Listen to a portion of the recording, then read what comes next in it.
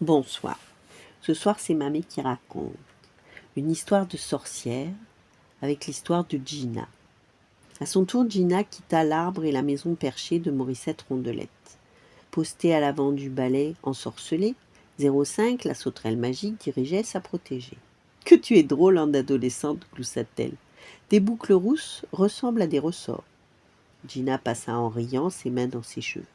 Le balai piqua droit sur la cime d'un châtaignier. « Attention, redresse le manche !» hurla la sauterelle. « Et vire à gauche, au grand chêne. » Quelques secondes plus tard, Gina se posait en douceur devant une maisonnette de bois.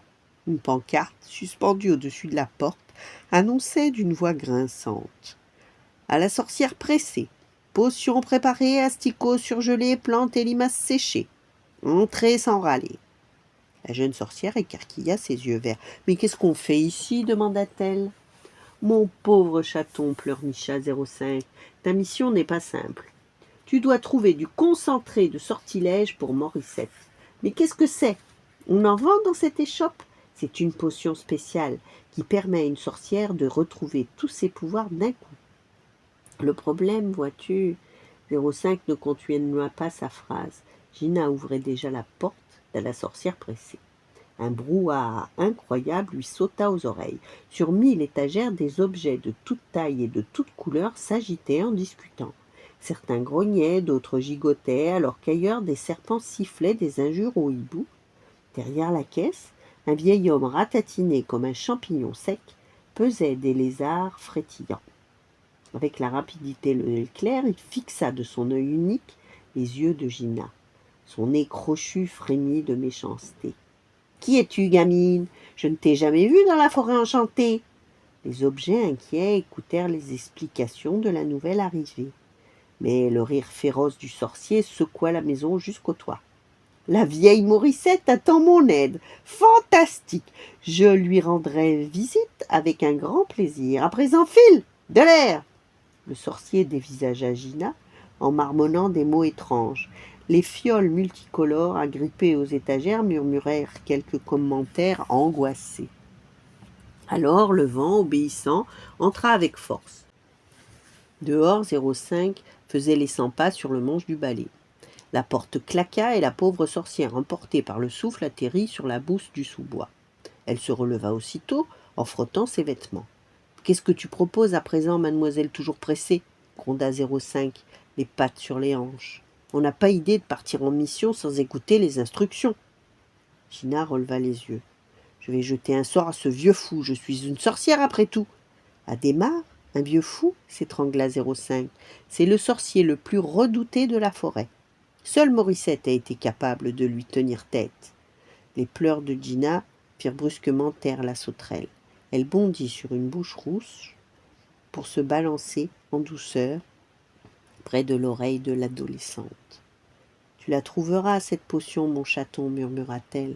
Prends ton temps et réfléchis bien, cette fois. Moi, je reste là pour toi. » Gina sécha ses larmes et s'aventura autour de la maison sur la pointe des pieds. Portes et volets étaient fermés. Elle colla son œil à un trou de serrure et ce qu'elle vit et entendit la fit frémir. Seul dans son atelier, le vieil Adhémar déplaçait des objets à distance, avec les gestes d'un chef d'orchestre. Tour à tour, un chaudron se mit en place, puis un broc d'eau se déversa en tremblant, tandis que les pots de poudre et d'herbes séchées s'y répandaient dans un murmure épouvanté. « Vous n'avez aucune raison de vous inquiéter, puisque c'est à moi pour toujours que vous obéirez, ricanait le sorcier. Cette potion permettra à votre chère Morissette de garder sa jolie peau de bébé. » Adhémar étendit les mains au-dessus du chaudron.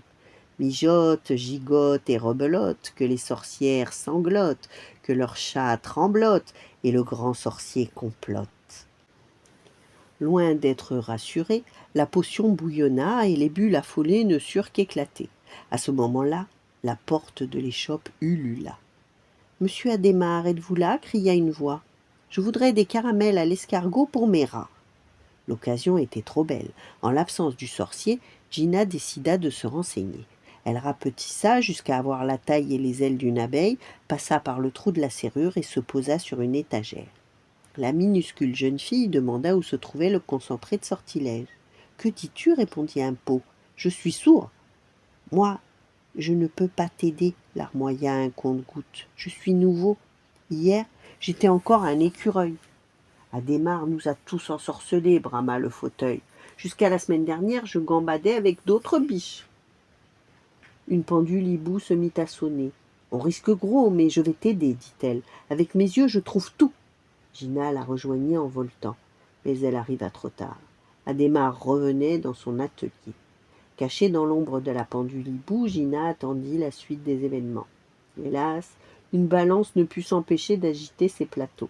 « Patron, grinça-t-elle, quelqu'un est entré quand vous n'étiez pas là. »« Ah bon » répondit le sorcier. « Oui, c'est une toute petite sorcière. Elle cherche un concentré de sortilège, elle est... » Mais la balance se tut soudain. D'un bond, sur son plateau gauche, un bol l'avait déséquilibré. Adhémar devint comme fou. Il tourna et chercha Gina partout. « Où est la petite peste envoyée par Morissette » cria-t-il. « Elle est dehors, mentit un miroir. » Aussitôt le sorcier sortit. La pendule indiqua à Gina le concentré de sortilège. Avec un flacon aussi lourd, plus question d'avoir des ailes d'abeille. La sorcière réfléchit quelques secondes et sourit. « Abracadabré, j'ai trouvé une pie, je serai. » Désormais vêtue d'une robe de plumes noires et blanches, Gina s'envola vers le flacon, prête à l'attraper par le bouchon. « Et nous » hurlèrent les objets sur les étagères.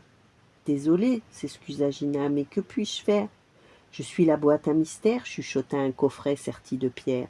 Je garde les secrets de chaque objet. » Avec son bec, la pie magicienne tapa 7 fois sur le couvercle et il s'ouvrit.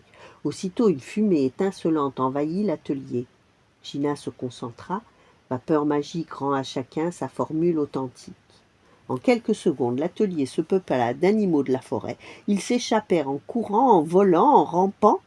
Seul un petit cafard rouspétait sur l'escalier. « J'étais mieux en balance, disait-il. Au moins j'avais de l'importance. » À son tour, Gina s'envola, son flacon dans le bec. En sortant, elle croisa le sorcier qui hurlait et bondissait. Gina eut juste le temps de se transformer en adolescente pour s'envoler sur son balai. « Pose-toi une minute sur un arbre, mon chaton, et regarde en bas, » demanda 05. Le vent, appelé par tous les animaux, emportait Adhémar et son vilain cafard. Jamais plus on n'en entendit parler. On ne sut même pas où ils étaient passés. Quant au chat Gina, il devint le meilleur ami des animaux de la forêt. Voilà la suite avec l'histoire de Lolita.